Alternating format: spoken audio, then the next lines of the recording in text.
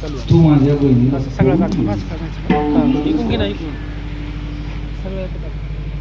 सांगितलं सख्खा भाऊ सख्या बहिणीला पळून नेण्याची गोष्ट का मला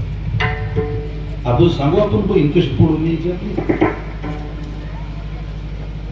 अरे संन्याशी होनी तुवा जनी चोरून नेली माझी भगिनी परी विकल्प नपजे म्हणी तू मी दोन्ही स्वरूप एक काय प्रेम असेल अर्जुनावर कुटुंब असं आहे काहीच नको देवा मला फक्त तुम्ही माझ्या बाजूला या बर अडचण नाही बाबा मी तुझ्या बाजूला दुर्योधन घरी आला मामाला ही गोष्ट सांगितली संपलं कीर्तन एवढं उदाहरण आहे का तरी द्यायची तयारी म्हणतो माझा मोळा झाला तरी चालेल पण पिळा होईल कीर्तन काळजी करू नका खूप चेक करत राहतो मी तुम्हाला गोळी देऊन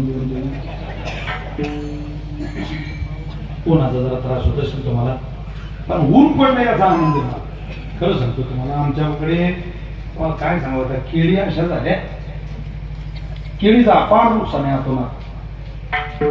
पाव वाटत नाही आमच्याकडे माणसं महिना झाली शेतात गेली नाही एक महिना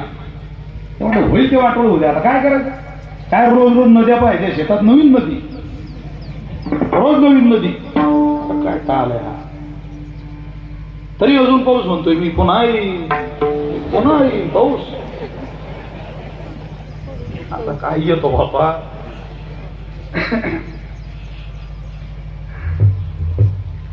सरळ अर्थ घेतला कीर्तनाचा वांग्यात घोडा जाईल ते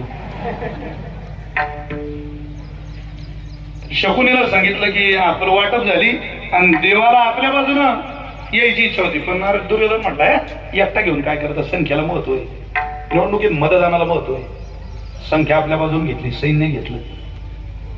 भगवान दिला अर्जुनाला शकुनी राजकारणात हुशार होता त्याला कळत होतं राजकारण तो म्हणे तू चूक केली अर्जुन दुर्योधन आहे तुला माहिती नाही तो चतुर आहे कधी कधी फक्त संख्येला महत्व नसतं संख्येला परिवर्तन करण्याकरता लागणारी युक्ती सुद्धा महत्वाची असते डोकं सुद्धा महत्वाचं असतं आता तुला काही भगवान श्रीकृष्णाचं सहकार्य होणार नाही तो म्हटला नाही तुला सहकार्य सैन्याचं होईल म्हटलं हो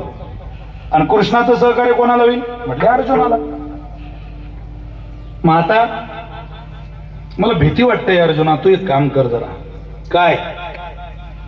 देवाचं सहकार्य अर्जुनाला होणार नाही असं काहीतरी कर सैन्य तुझ्या बाजूने भेटलं आता आपली बाजू एक मजबूत आहे फक्त अर्जुनाची एक बाजू निकामी कर कमकुवत कर